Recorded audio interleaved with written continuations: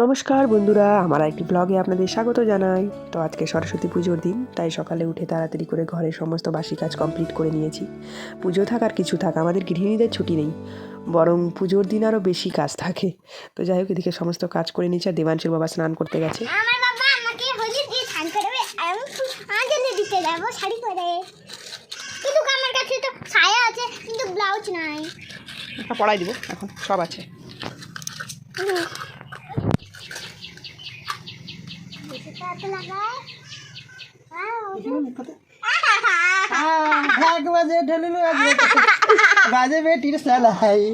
বিয়ে হচ্ছে নাকি? আমিও লাগাবো, এদিকে আসো। তোমার কিন্তু দাঁড়িয়ে আছে, তোমারটা দেবো না।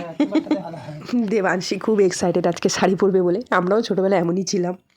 তো এদিকে দেখো, মাছেদের খাবার দিয়ে দিয়েছি, আর এদিকে শাকটা মা কবেই দিয়ে পাঠিয়েছে, কিন্তু বানানোর সময় হচ্ছে না। তো দেখি আজকে কালকে বানিয়ে নেব। বন্ধুরা, আমি শাড়ি পড়ছি না, পড়াবো, এখনও শেষ হয়নি পড়ানো।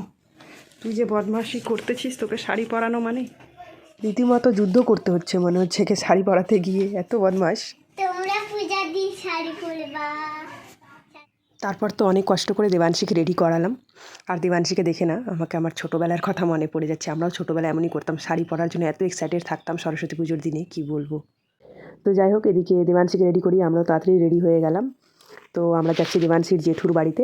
সেখানে সব বাচ্চাদের সাথে ওর জেঠিমা পুজোর আয়োজন করেছে। ওর জেঠি যেহেতু টিউশন পড়ায়, তো সব বাচ্চাদের সাথে নিয়ে একটা পুজো করছে ছোটো করে আর কি। তো সেখানে যাবো, দেবাংশী কয়েকটা বইও নিয়ে নিয়েছি। তারপর অনেক অপেক্ষার পর পুরোহিত মশাই এলেন। ওনাকে আসতে মোটামুটি 4:45 বেজে গিয়েছিল। আর এটা স্বাভাবিক, সরস্বতী পুজোর দিন তো পুরোহিত পাওয়াই যায় না, অনেক কষ্টে করে ওনাকে আনা হয়েছে। তারপর সবাই মিলে আমরা অঞ্জলি দিতে বসে পড়লাম। আর এখানে পুজো শেষে যজ্ঞ করা হয়েছিল।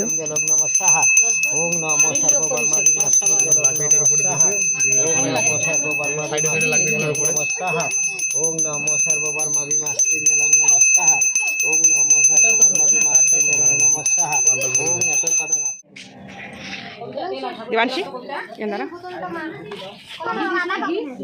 আসতেছে।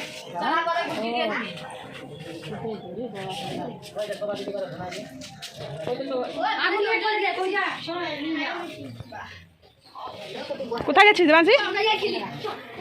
আসতেছে রে বাবা।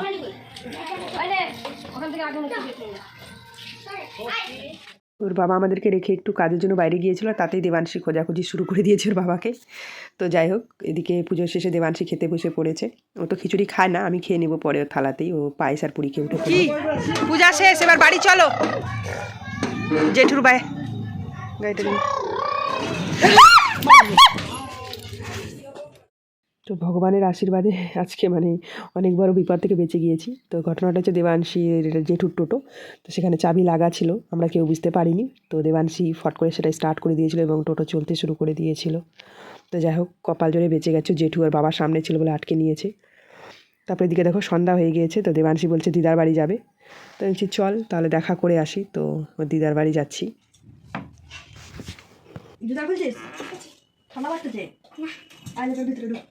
লেপের ভিতরে ঢুক না, বাড়ি যাবো, দেখা করতে আসছে খালি। একটু দেখা করে নি, দিদাবাই যায় সবার সাথে। পিছুটা দেখতে পারতেছি, এটা চলো, সামনের থেকে ঢাকা। ওটা দিয়ে নাকও মুছা হয়ে যাচ্ছে শাড়ি দিয়ে। চলো চলো চলো, এবার দেরি হয়ে যাচ্ছে, বাড়ি যাবো চলো। কই শাড়ি খুলে গেল? খোলেনি, ওটা ডিজাইনটা এমন খোলে নাই ওটা। চলো চলো, কেমন লাগছে শাড়ি পরে? ছালো মানে লিপস্টিক? কই লিপস্টিকটা কি হলো? লিপস্টিক ছেলের মতো কথা বলছিস নাকি?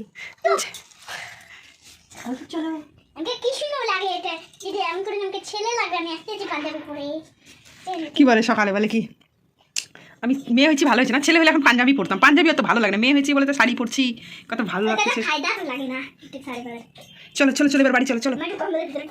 না, কম্বলের ভিতরে ঢুকতে লাগবে না, চলো।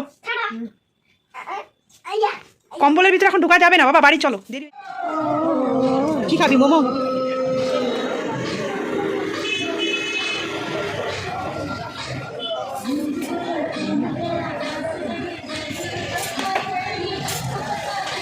কি এখানে নাচতে আসছিস? তো আসার পথে দেবাংশী খুব বায়না ধরেছিল যে মোমো চাউমিন খাবে, তো দোকানে তো খুব ভিড় ছিল তাই বাড়িতেই নিয়ে এসেছিলাম। ঘোরা শেষ আজকে, তাহলে আজকের ভ্লগটি এখানেই শেষ করছি। Tata, bye bye. Good night. দেখি তোর ড্রেসটা কেমন সাজছিলি আজকে, একবার দেখা দিই বন্ধু। সরস্বতী মাইয়া। কিন্তু মা বাবা বলছিল আলাদা করাইতে, মা পড়ায়নি আসলে, না না ঢিট পড়াইতো নি। আজকের ব্লগটি এখানেই শেষ করছি বন্ধুরা, দেখা হবে পরের ব্লগে, ততক্ষণ টাটা।